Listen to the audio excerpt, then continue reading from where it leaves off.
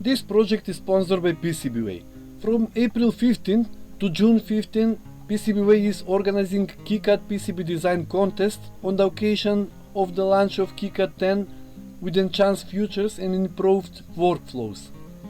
There are 3 grand prizes of $500 cash plus a Raspberry Pi 5, as well as a participation award, a Raspberry Pi Pico 2. Review the official rules and selection criteria, submit your innovation design, and you could be our next winner. PCBWay and KiCad look forward to seeing your creativity in action. Hello! In several of my previous videos I have shown you how to make analog VU meters emulated on different displays. This time I will explain how to make such a project, but now on display modules that contain almost all the components, including the microcontroller unit. It is only necessary to add a few passive elements and LEDs that will function as a peak meters. Unfortunately, the display modules are from different series, so the colors differ, which is especially noticeable when shooting with a camera, otherwise in real conditions it is almost imperceptible. Specifically in this project, I used 2 crow panel 3.5-inch HMI ESP32 displays, 480 on 320 pixels, which together with the precisely made acrylic housings costs about $15 for each display. For this low price we get a module with impressive features. A powerful HMI touchscreen with 480 on 320 resolutions.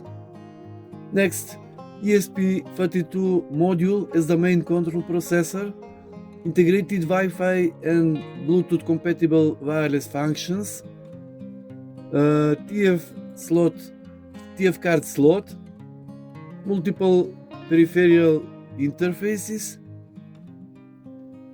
USB interface, speaker interface, battery, etc. Also we have USB cable and interface cables.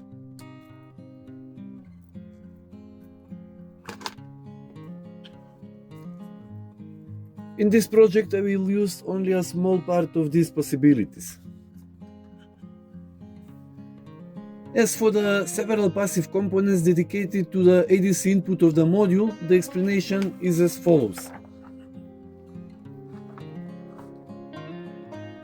The code is designed to process a pure AC input audio signal. To measure this signal, we need to raise the ADC input to some reference voltage level. We achieve this with the two 100 kilo ohm resistors. Now the signal moves above and below this reference point.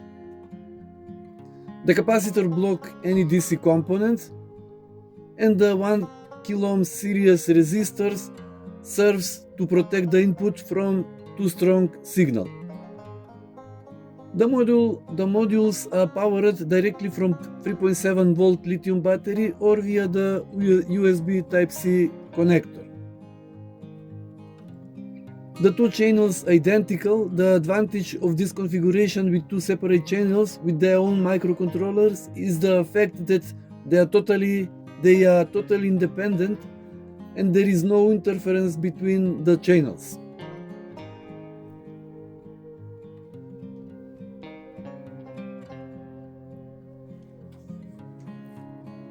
Here's what this device looks like from the back. These are two display modules. the inputs with several resistors and 2 capacitors, and LEDs for the peak method.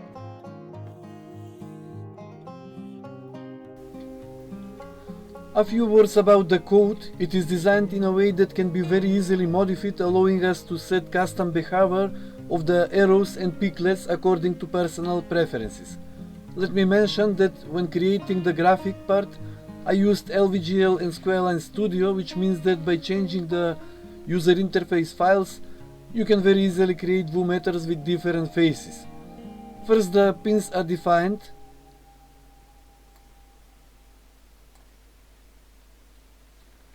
Then peak threshold, which sets the LED to light up when the arrow crosses the red field. Next, peak hold MS is the time during which the LED remains lit in milliseconds. Then ADC min and ADC max are defined according to the value of the input signal. For a standard input signal of 775 mV, these values are 100 and 1000. And these two commands define the arrow's forward and backward movement speed separately, so that the visual impression can be adjusted according to desire. Now let's see how the device behaves in real conditions with different input signals.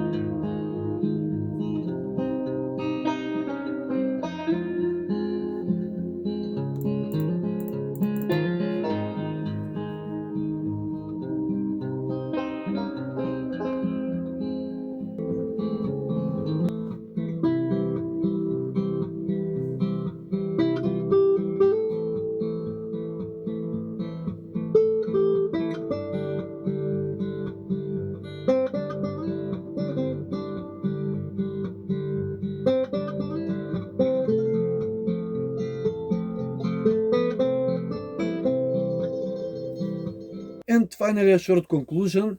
In this project, I built a fully functional analog style VU meter using a Crow panel 3.5-inch HMI ESP32 display. Unlike typical digital meters, this one behaves like a real analog VU meter, with smooth needle movement, adjustable attack release speed, and accurate audio response.